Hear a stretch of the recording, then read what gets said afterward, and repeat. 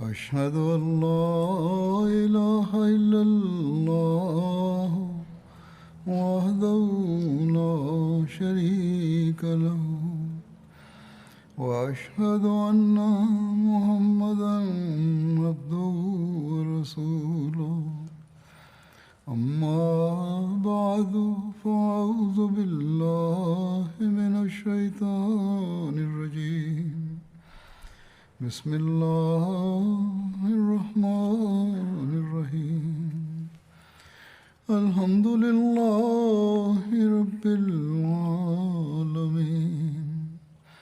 الرحمن الرحيم مالك يوم الدين إياك نعبد وإياك نستعين اهدنا الصراط المستقيم صراط الذين أنعمت عليهم غير المغضوب عليهم ولا الضالين.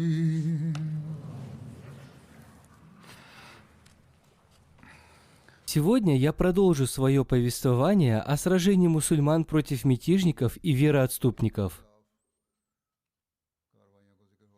В связи с этим я расскажу о походах Икрамы и Мухаджира в Кинди и Хазармаут.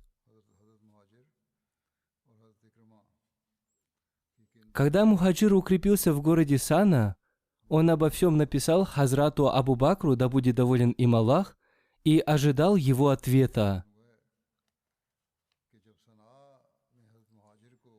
В это же время Муаз бин Джабаль и другие сборщики заката, назначенные посланником Аллаха, мир ему и благословение Аллаха, написали письма Хазрату Абу Бакру о получении разрешения на их отправку в Медину.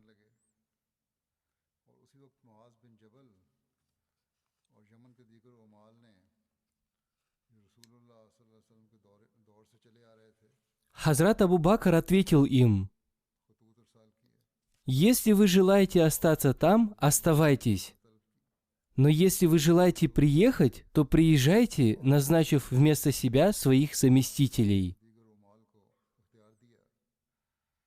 Таким образом, получив разрешение, все они вернулись в Медину.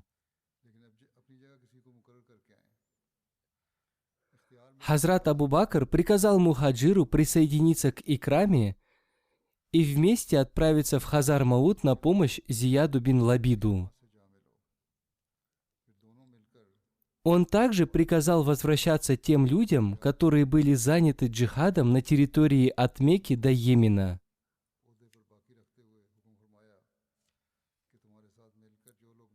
Однако, если они пожелают остаться для продолжения джихада, они могут остаться.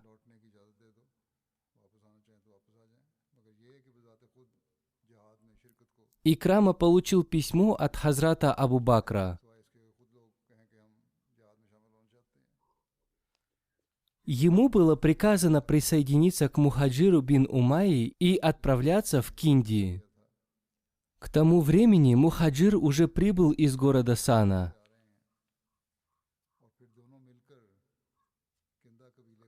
После получения этого приказа Икрама выехал из Махры и, прибыв в Абин, ожидал прибытия Мухаджира бин Умайи. Абин – это поселение в Йемене. Относительно вероотступников из племени Кинда в истории Табари написано: до совершения вероотступничества все племя Кинда и жители Хазар-Маута приняли ислам. Относительно сбора заката посланник Аллаха, мир ему и благословение Аллаха, сказал им: соберите закат у некоторых жителей Хазар-Маута и сохраните его у людей из племени Кинда. Соберите закат у некоторых жителей племени Кинда и отправьте его в Хазар-Маут, чтобы он был потрачен ими друг на друга. Закат некоторых жителей Хазар-Маута сохраните в Сукуне. Закат некоторых жителей Сукуна сохраните в Хазар-Мауте.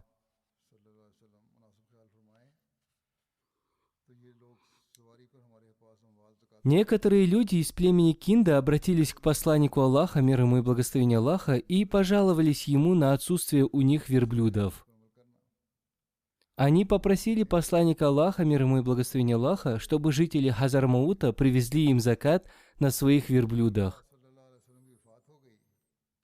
Посланник Аллаха, мир ему и благословение Аллаха, обратившись к жителям Хазар-Маута, повелел им доставить закат, если у них есть такая возможность. Они ответили, что сначала они посмотрят, и если у них действительно нет транспорта, то они доставят им этот закат.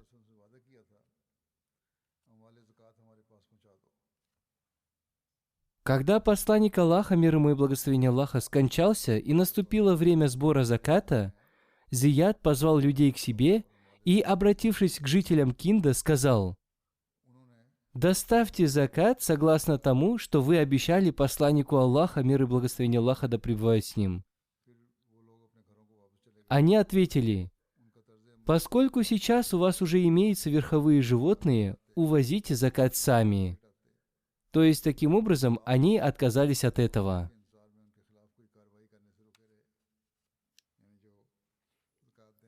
После этого они вернулись обратно.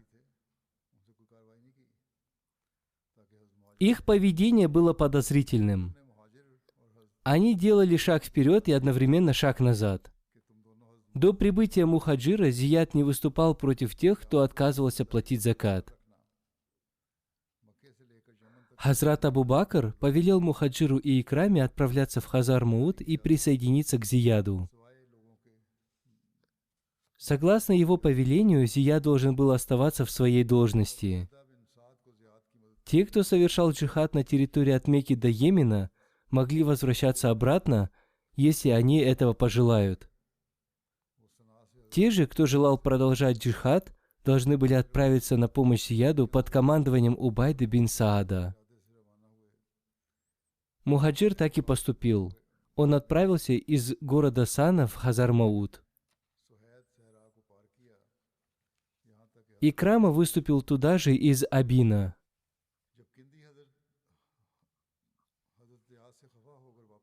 Они соединились в местности Маариб. Они вместе пересекли пустыню Сухейт и прибыли в Хазар-Мауд. Когда киндийцы вернулись обратно, будучи недовольными Зиядом, Зияд назначил себя сборщиком заката в племени Бану Амар.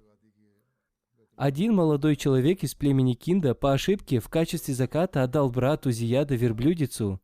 Зияд поставил на ней клеймо, и это означало, что теперь эта верблюдица является закатом и принадлежит Байтуль-Мал.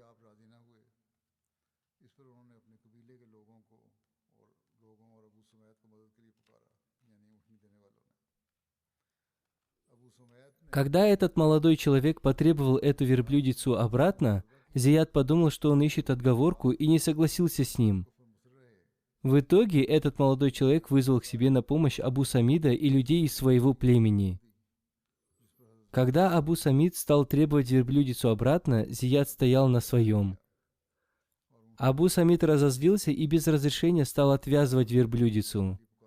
Таким образом, Зияд взял в плен Самида и тех, кто был с ним, и отобрал у них верблюдицу. Они стали звать на помощь других, и племя Бану Муавия пришло к ним на помощь. Племена Бану Харис бин Муавия и Бану Омар бин Муавия были ветвями племени Кинда. Они потребовали у Зияда освободить их соплеменников, но Зияд отказался и велел им разойтись.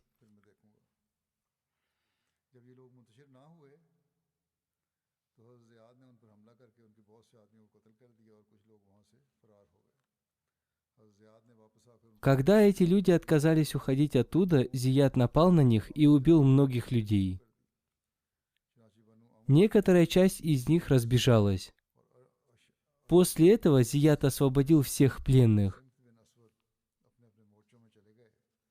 Вернувшись обратно, эти люди стали готовиться к сражению. Таким образом, Бану Омар бин Бану Харис, Ашас бин Кайс и Самид бин Асвад вернулись на свои места и, отказавшись платить закат, совершили вероотступничество.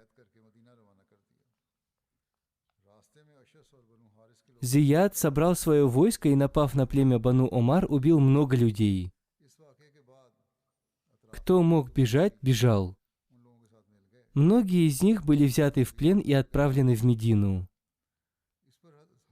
В пути Ашас и Бану Харис напали на мусульман и освободили своих людей из плена. После этого события многие соседние племена совершили вероотступничество и присоединились к ним. Зияд написал письмо Мухаджиру с просьбой оказать ему помощь. Мухаджир назначил Икраму своим заместителем и сам вместе со своим войском отправился в Кинда. Жители Кинда покинули свои дома, укрывшись в крепости Нуйер.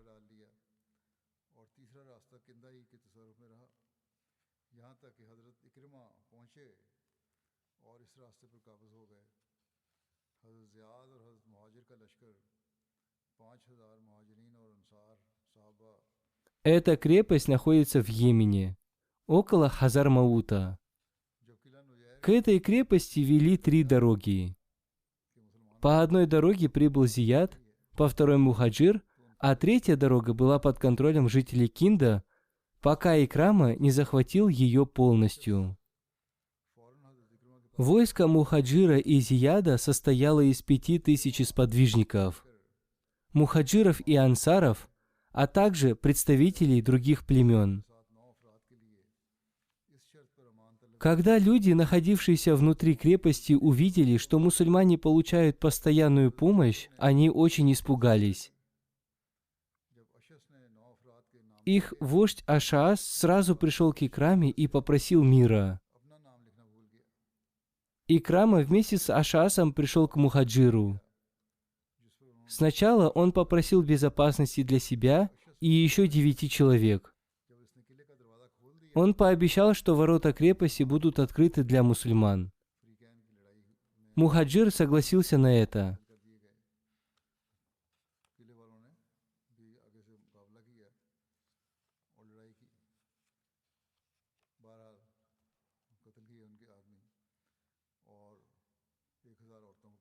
Когда Ашас стал записывать имена этих 9 человек, из-за страха и поспешности он забыл вписать свое собственное имя.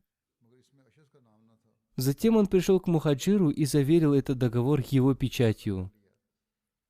После этого Ашас вернулся обратно. Он открыл ворота крепости, и мусульмане вошли в нее.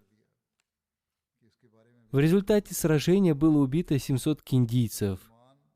1000 женщин было взято в плен. После этого Мухаджир приказал принести этот договор. Он простил всех 9 людей, кроме Ашаса, поскольку его не было в списке. Сначала Мухаджир хотел убить и его тоже, но по просьбе Икрамы он отправил его вместе с другими пленными к Хазрату Абу Бакру. Когда мусульмане прибыли в Медину к Хазрату Абу Бакру с вестью о победе и пленными, он вызвал к себе Ашаса и сказал: «Тебя обмануло племя Бану Валия. Это племя ты не можешь обмануть. Они уничтожили себя и уничтожили тебя. Они не посчитали тебя достойным того, чтобы обмануть их. Разве ты не боишься обрести часть проклятия посланника Аллаха, мир и благословение Аллаха да пребывают с ним?» Посланник Аллаха, мир ему и благословение Аллаха, проклял 4 вождей племени Кинда. Они приняли ислам вместе с Ашасом и затем совершили вероотступничество.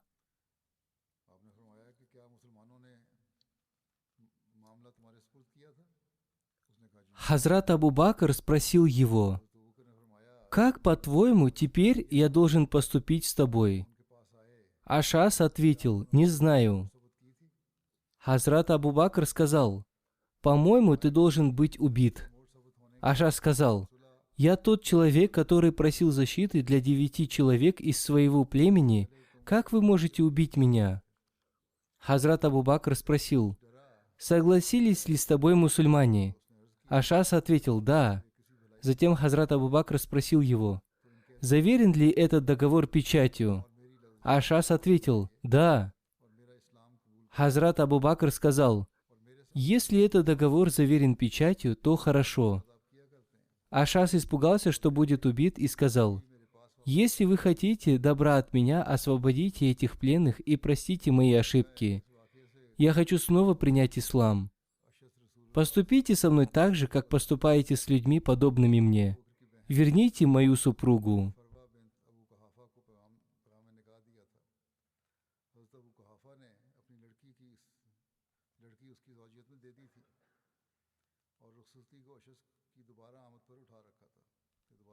Повествуется, что до этого события однажды Ашас пришел к посланнику Аллаха, мир ему и благословение Аллаха, и попросил его дать ему разрешение на брак с сестрой Хазрата Абу Бакра, Умми Фарва бинт Абу Кахафа.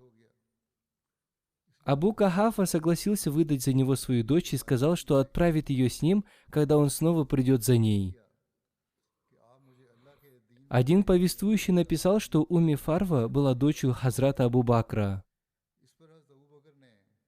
Одним словом, когда посланник Аллаха, мир ему и благословение Аллаха, умер, Ашас совершил вероотступничество и стал мятежником. Он боялся, что его супругу не отправят вместе с ним. Он попросил об этом Хазрата Абу Бакра и сказал, что он найдет его самым лучшим служителем религии Аллаха в своем регионе. Хазрат Абу Бакр простил его и отдал ему его супругу. Он сказал ему: «Иди, и пусть будет так, чтобы я всегда получал от тебя благие вести». Хазрат Абу Бакр также освободил всех пленных, отправив их к местам их проживания. Согласно одному из повествований, Ашас больше не вернулся к своему племени из-за нарушения обещания своему народу. Вместе с Умми Фарва он остался в Медине. В период халифата Хазрата Умара он принимал участие в сражениях в Сирии и Ираке на стороне мусульман против персов и римлян. Он храбро сражался и удостоился чести в глазах людей, которую он когда-то потерял. Одним словом, Мухаджир и Икрама оставались в Кинда и Хазар-Мауте, пока не была установлена безопасность и не укрепилось исламское государство.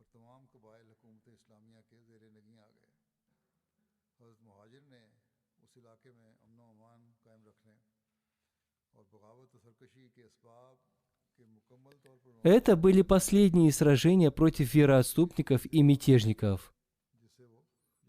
После этого среди арабов прекратились мятежи и вероотступничество, все племена покорились исламскому государству. Ради установления мира и безопасности в регионе Мухаджир поступил с мятежниками так же, как он поступил с ними в Йемене. Хазрат Абу Бакр в своем письме предложил Мухаджиру Йемен или Хазар-Мауд для правления, и он выбрал Йемен. Таким образом, в Йемен были назначены два правителя. Хазрат Абу Бакр написал своим правителям, которые сражались против вероотступников и мятежников, следующее: «Мне не понравится, если вы выберете в качестве правителей тех людей, которые совершали вероотступничество и поднимали мятежи, даже если они вернулись в ислам. Все вы должны следовать моим повелениям. Если люди хотят вернуться в армию, не препятствуйте им в этом. Не берите себе против врагов помощников из числа мятежников и вероотступников».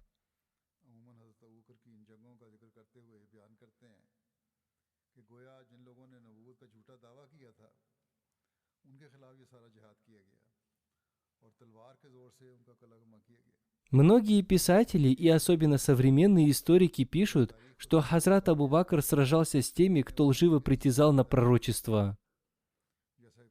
Он уничтожил их с помощью меча, поскольку это и было их наказанием согласно шариату. Однако человек, который изучает историю и жизнеописание, никогда не согласится с таким мнением. Как уже было сказано, согласно учению Священного Корана, Сунне и Хадисам, Посланник Аллаха, мир ему и благословение Аллаха, и Хазрат Абу Бакр никогда не сражались из-за того, что кто-то лживо притязал на пророчество. Все эти сражения велись против мятежников. О том, почему сподвижники сражались против тех, кто лживо притязал на пророчество, обетованный реформатор написал: «Отсюда становится ясно, что сподвижники сражались против мятежников, которые отказались платить закат и совершили нападение на Медину. Они собрались вокруг Медины и объявили, что нападут на нее, если их не послушают. Во времена посланника Аллаха, мир ему и благословение Аллаха, Мусайлима заявил, что ему было повелено, чтобы половина Мекки принадлежала ему, а другая половина – курайшитам. После смерти посланника Аллаха, мир ему и благословение Аллаха, Мусайлима изгнал Самаму бин Асаля из Хаджара и Ямамы. Он напал на мусульман и взял в плен двух сподвижников Хабиба бин Зайда и Абдуллу бин Вахаба. Он потребовал, чтобы они признали его пророчество. Как я уже рассказал, Абдулла бин Вахаб из-за страха признал его пророчество, а Хабиб бин Зайд отказался это сделать.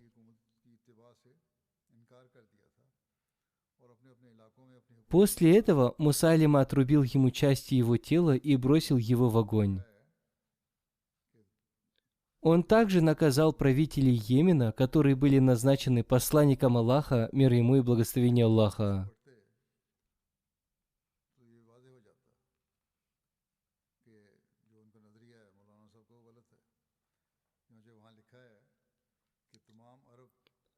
В книге Табари написано, что Асват Анси тоже поднял мятеж и напал на правителей, назначенных посланником Аллаха, мир ему и благословение Аллаха.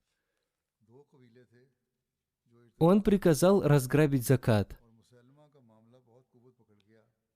Затем он напал на Шахар бин Базана, который был назначен посланником Аллаха, мир ему и благословение Аллаха, правителем в город Сана. Он убил и ограбил многих мусульман. Он также убил губернатора и женился на его супруге без ее согласия.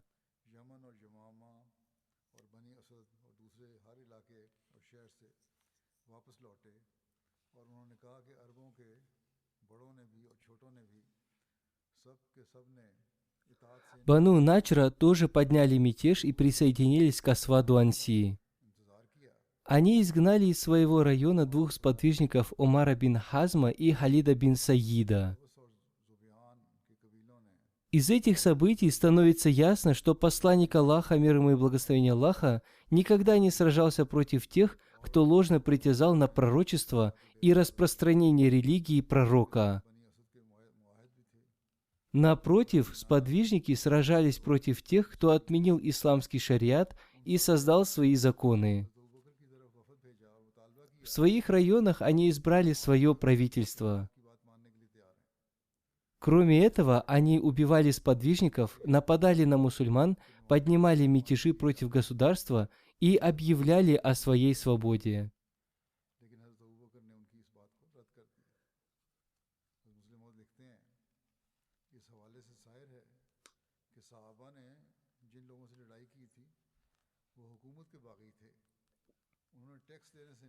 Мнение Маудуди Сахиба относительно того, что сподвижники сражались против тех, кто ложно притязал на пророчество, неверно. Если кто-то скажет, что сподвижники разрешили убивать людей только из-за того, что Мусайлима и Асват Анси тоже были просто людьми, а не пророками, разве это будет правильно? Люди, которые представляют историю ислама запутанной, в действительности не служат исламу. Если они желают послужить исламу, они должны быть правдивыми. Они должны избегать лжи и всяких запутанных событий.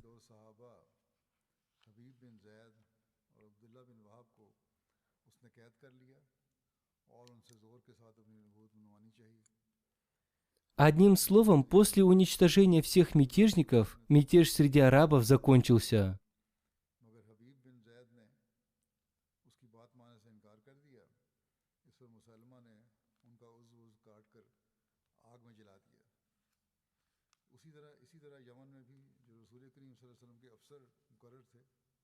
Один историк написал: «Теперь по всей Аравии были подавлены все мятежи.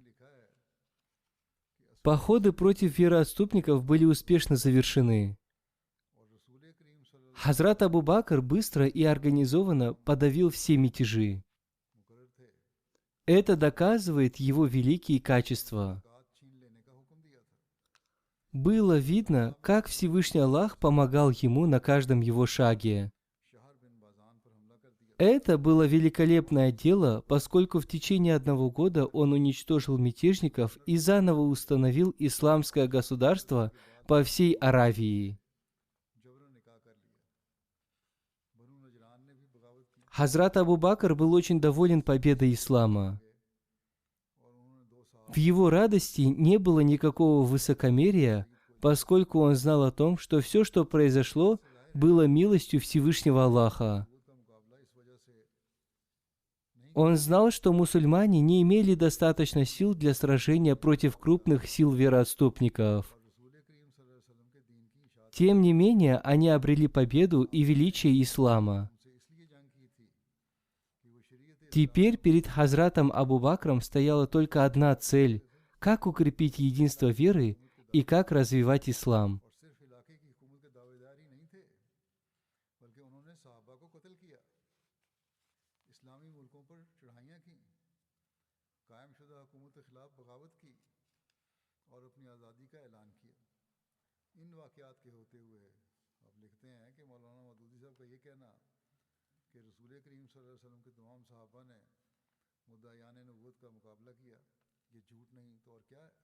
Политикой Хазрата Абу Бакра был только ислам. Одним словом, после победы над мятежниками, каждый человек был уверен в том, что теперь никто не сможет выступить против ислама. Однако Хазрат Абу Бакр был лишен иллюзий и всегда пребывал на страже. Он знал, что внешние силы могут снова поднять смуту и мятежи. Он знал, что, возможно, эти смуты прекратились на короткое время. Он знал, что внешние силы могут поднять мятежи против ислама на границах Аравии. Для того, чтобы избежать возможных мятежей арабских племен, Хазрат Абу Бакр подумал, что будет лучше обратить их внимание в сторону Персии и Сирии, чтобы у них не было возможности поднимать смуту против исламского государства. Для того, чтобы мусульмане успокоились и соблюдали свои религиозные обязанности. Одним словом, это было важно для охраны границ исламского государства от сильных противников. Для того, чтобы приглашать сильные народы в ислам. Чтобы эти народы приняли ислам и жили согласно его учению. Чтобы и другие люди тоже были защищены от страданий. Чтобы все жили в мире и безопасности, и чтобы они свободно служили своей религии. Одним словом, о том, как Хазрат Абу Бакр осуществил свои планы в книге по истории, написано следующее.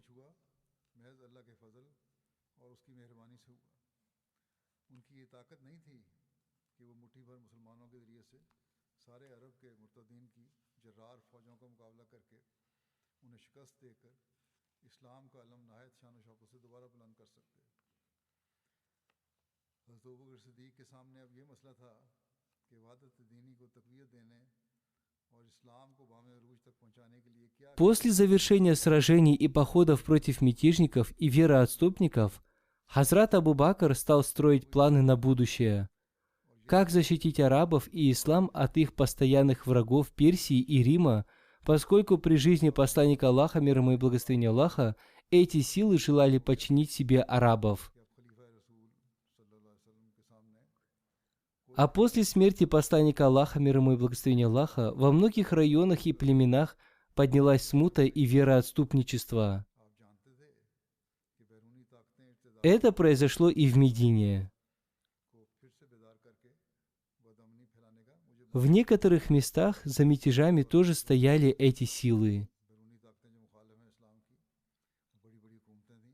Получив возможность, Ираклий собрал свои войска в Сирии. Персы собрали свои войска в Ираке. Поскольку Хазрат Абу Бакр, согласно повелениям посланника Аллаха, мир ему и благословения Аллаха, отправил Усаму вместе с войском выступить против римлян, он был очень осторожен и внимателен в отношении этих внешних сил. Он получил весть о том, что Мусана бин Харса, который очень помог в уничтожении мятежников в Бахрейне, вместе со своим войском отправился в сторону Ирака, к берегу Персидского залива. В это время у Хазрата Абу Бакра не было еще никаких планов в отношении этого.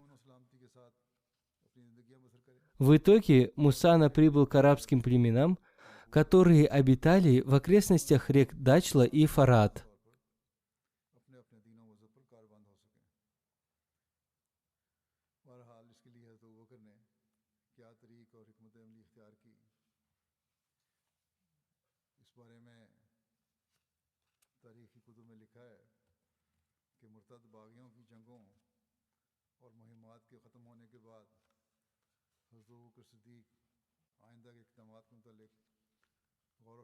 Мусана бин Харса был из бахрейнского племени Бакир бин Вайль.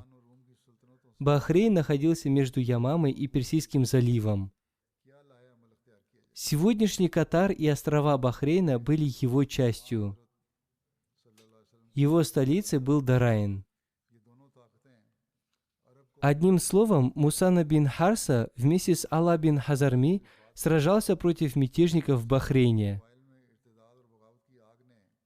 Во время сражения с мятежниками он командовал теми мусульманами, которые остались в исламе в Бахрейне и его окрестностях.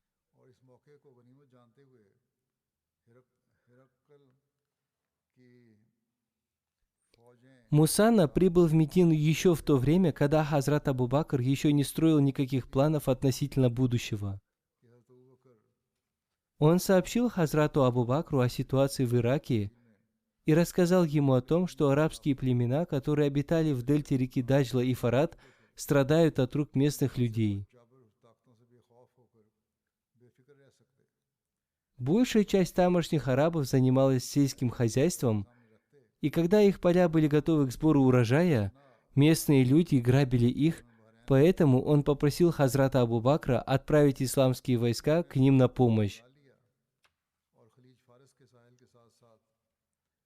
Хазрат Абу Бакр посоветовался со сподвижниками и рассказал им о предложении Мусаны бин Хариса.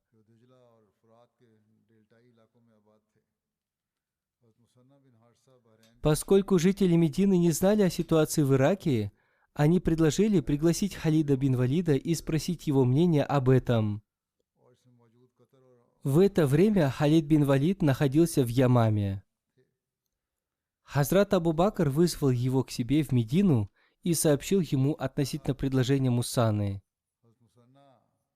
Халид бин Валид сказал: «Если Мусана не сможет одержать победу над персами в Ираке, ему придется отступить назад. После этого персы станут храбрее, и они не только изгонят войско Мусаны из Ирака, но и захватят Бахрейн и его окрестности. Это будет опасно для исламского государства. Чтобы избежать этой опасности, нам необходимо в достаточной мере помочь местным арабам в Ираке. Поэтому нужно отправить войско Мусаны в Ирак, чтобы он не дал персам подойти к арабским границам и укрепить свое влияние. Необходимо заставить их отступить, чтобы для арабов не возникло из-за них никаких опасностей.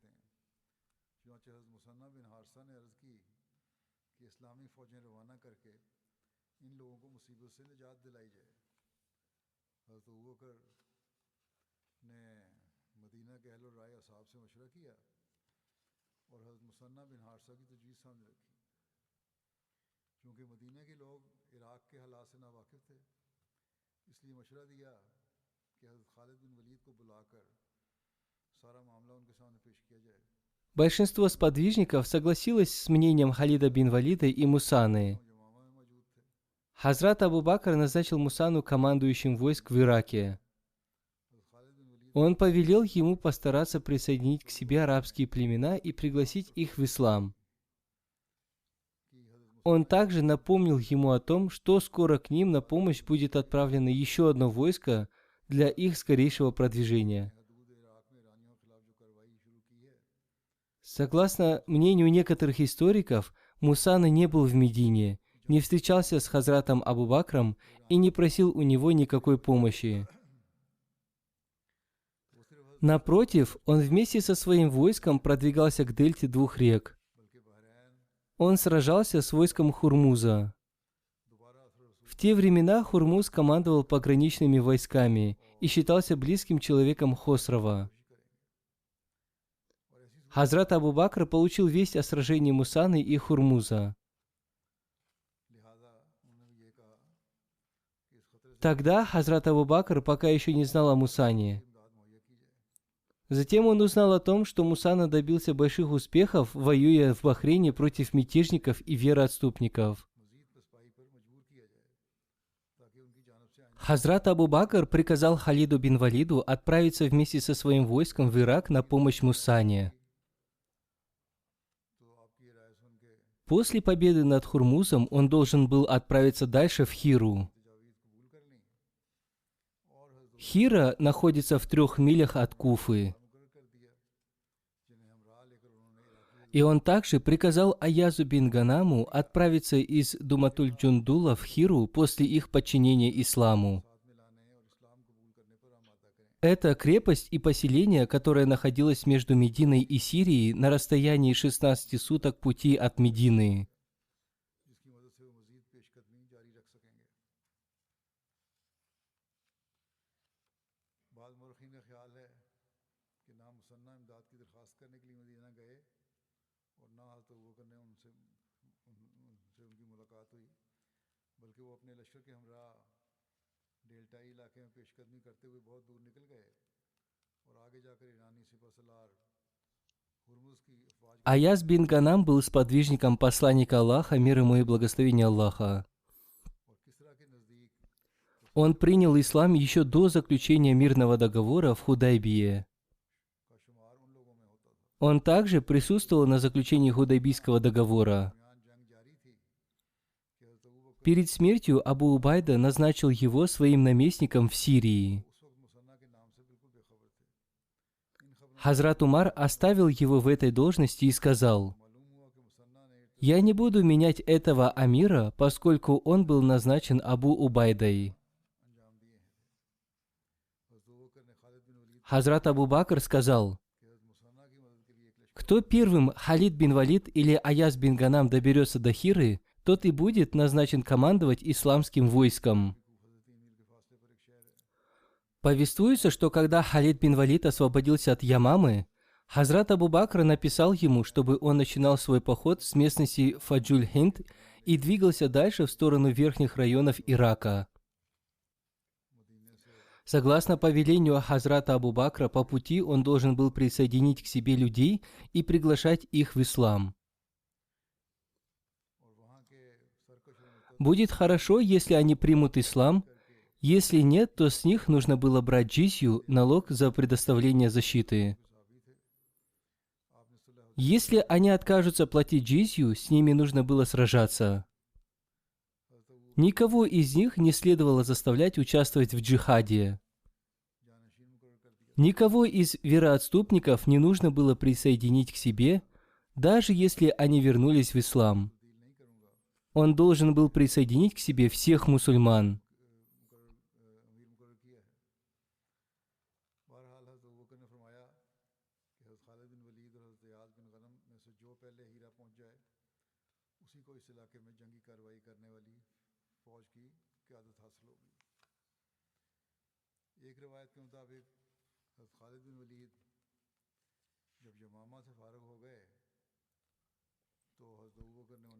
После этого Хазрат Абу Бакр стал готовить дополнительное войско для Халида бин Валида.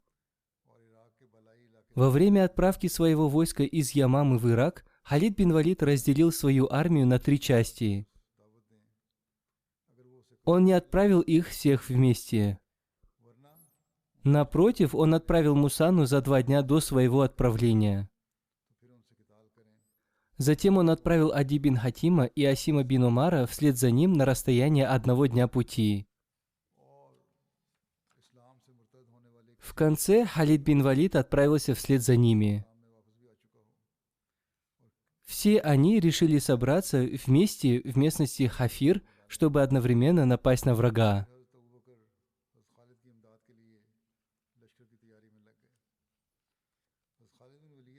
Хафир – это первая остановка по пути из Басры в Мекку.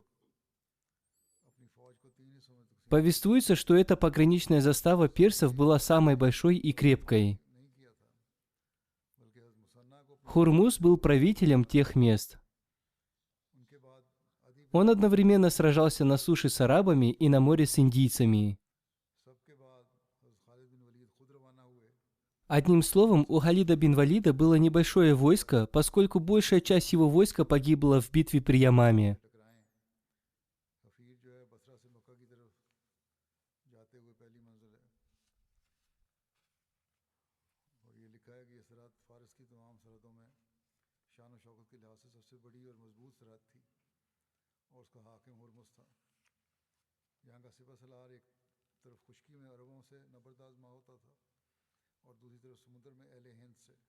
Хазрат Абу Бакр повелел Халиду бин Валиду не заставлять людей отправляться в Ирак. Он также повелел ему не присоединять к себе бывших вероотступников, даже если они вернулись в ислам, пока он не получит на это разрешение от халифа. Халид бин Валид написал Хазрату Абу Бакру письмо с просьбой отправить ему войска на помощь. Хазрат Абу Бакр отправил к нему на помощь только одного человека по имени Кака бин Амр. Люди удивились этому и стали говорить, разве только один человек был прислан на помощь, в то время как большая часть его войска отделилась от него. Хазрат Абу Бакр отвечал: «Войско, в котором сражается человек, подобный Кака, никогда не потерпит поражения». Он также передал через Кака письмо Халиду бин Валиду, в котором приказал ему присоединить к себе тех мусульман, которые после смерти посланника Аллаха, мир ему и благословение Аллаха, остались в исламе и сражались против вероотступников. Получив это письмо, Халид бин Валид стал готовить свое войско.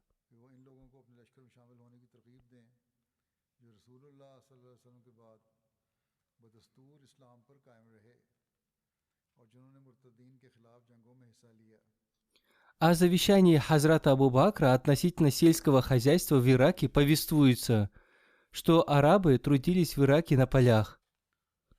Они получили небольшую часть урожая с этих полей, большую часть отобрали персы, которые были хозяевами этих полей. Они поступили с этими арабами очень жестоко, они поступили с ними хуже, чем с рабами.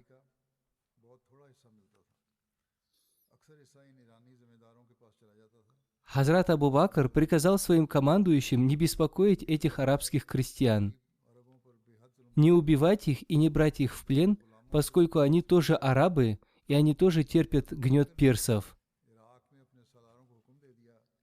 Пусть они почувствуют, что их затруднения закончатся, если будет установлена власть арабов. Поскольку они нам родные, мы установим для них свободу и справедливость.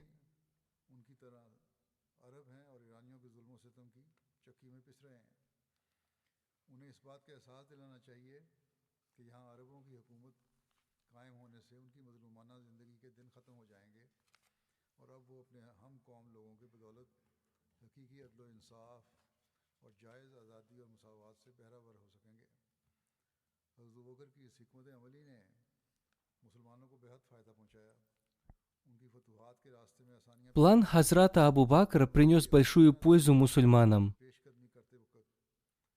Они стали легко одерживать победы и освободились от переживаний по поводу того, что кто-то нападет на них в пути.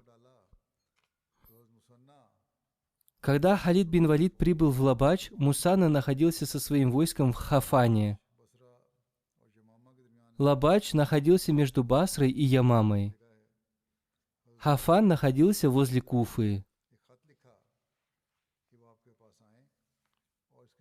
Халид бин Валид написал письмо Мусане и вызвал его к себе. Он также передал ему письмо Хазрата Абу Бакра, в котором говорилось, что Мусана должен был подчиниться Халиду бин Валиду. Это повествование взято из истории Табари.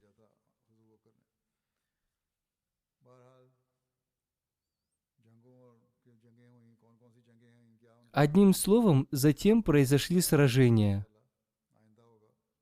О том, какие были сражения и как мусульмане одержали победу, я расскажу в следующий раз.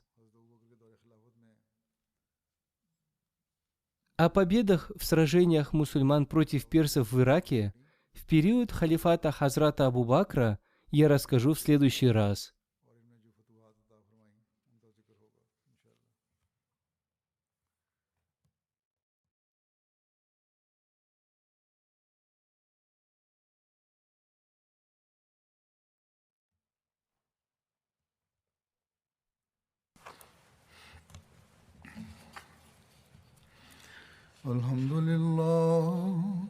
الحمد لله نحمده ونستعينه ونستغفره ونؤمن به ونتوكل عليه ونعوذ بالله من شرور أنفسنا ومن سيئات أعمالنا من يهده الله فلا مضل له ومن يضلل فلا هادي له ونشهد أن لا إله إلا الله ونشهد أن محمدا عبده ورسوله عباد الله رحمكم الله إن الله يأمر بالعدل والإحسان إن الله يأمر بالعدل والإحسان